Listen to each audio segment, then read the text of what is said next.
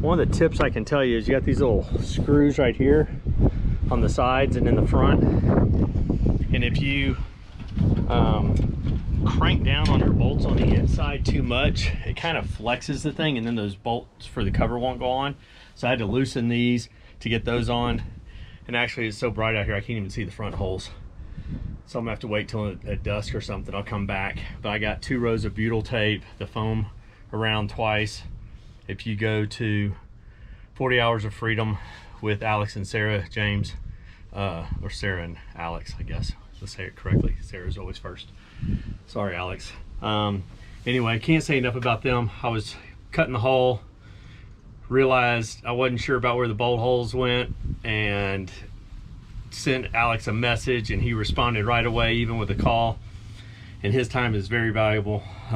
He's a very busy guy, wealth of knowledge, but he sent me a text, called me right back, said, hey, you know, you got to pop this little pine ring thing off, which I did a little quick video on, and drill your holes and use the universal holes. They're labeled universal. Get that all sunk in, and then you got to put the pine filter back, because I didn't see that anywhere on anybody's post. So that'll all go on mine, so it'll be really detailed. But other than that, it looks good, other than all this white paint on it, which we're gonna have to get some mineral spirits and get it off. And I'll have to shave these off, because I think my shiplap's gonna hit them. But other than that, we're good to go. And there's my helper. She was cussing at me the whole time. The really funny thing is, y'all are gonna love this. It's worth staying on for. Watch this. So when you tell Linda, hey, bring me a battery that looks like that, and she runs over here and sees all this red stuff, and she grabs this and tries to attach it, says can't figure it out. That is called a corner sander. Anyway, but she got it figured out. It was pretty funny at the time. Couldn't figure out how to put that on the leaf blower when I was trying to blow all the metal shavings off that I had already shot backed up. But anyway, we're gonna get rid of all this junk and eat some lunch.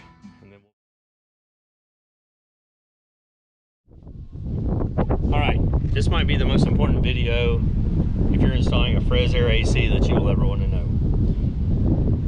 I'm gonna point some things out here. Okay, you want to cut this hole in the back bigger so that these can drop in. Also, you have your holes drilled. So I gotta grab this stuff off of here. And in the van, based on the template, when you drop this thing in, there's usually a big pine filter that's going all the way around here. So what you have to do is, I'm going to try to adjust the angle, sorry about that. You have to pull this piece out and stick it underneath the weather stripping, pull this completely out, lift the pine ring filter off, drill out these holes that say universal. There's 4 of them, and those will line up perfect, as you will see, going down through the holes in the van based on the template. Then when you drop your bolts through, you'll see that they already got a hex head on them. Sorry, it's already got a hex head. When you drop your bolts through, that'll hold the bolt from spinning when you tighten it down from the underside. I'm actually going to put some wood around there so that it has a square face to pull up against. Once I get that square face cut, drill my holes, I'll drop these bolts down through. Well, I'll put the butyl tape, put the foam tape around it, drop it in. Then you put the ring pine filter back on, and then snap this back into the pine filter. If not, you're trying to drill up and you're going to go through the pine filter and screw everything up. So anyway, very, very importante. Hey, all you van lifers out there. Well, today I'm going to give you a little tips and tricks on the Fresair AC unit. I've probably seen some of the other video data already, but just want to let you know it has a wiring harness, and on one end of it there are basically some spade clips that can go onto your 12 volt. The other set of wires has some clips on it. I wasn't paying attention to the other set because I was running it through my channels. Anyway, went to go hook the thing up, and and then on the other end it has one that goes to your 12 volt panel to get power to the main unit. Well, Mr. Donnie didn't have his head in the right place, only hooked up 2 of the wires, had everything run over to my electrical side, didn't realize that where the thing splits, that half has 2 wires that come off of it that need to go down, one to control the pump that is connected to the Fresair AC unit, and the other one goes right in there, and I have no idea what that one's for. But anyway, so there's 2 different, I think one of them's for the power and then one of them's to the pump. Anyway, my recommendation is run the wiring harness to your plumbing side, and then you only have to run 1 wire back across your van.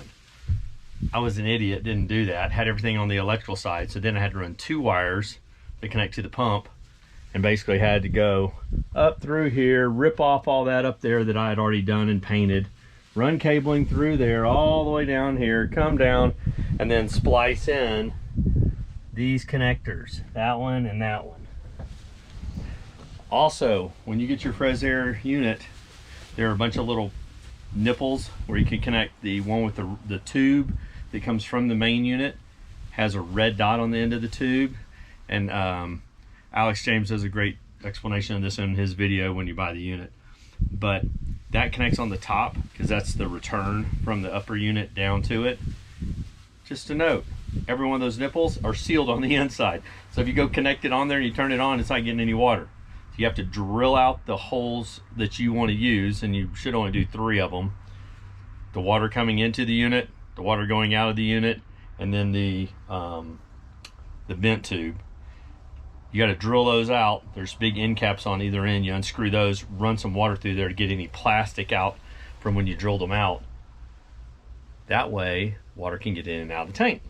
So we're going to get this all connected, and hopefully this thing will be blowing AC. I already flipped it on with my 12-volt battery system, and the fans kicked on. Man, it blows like a mother.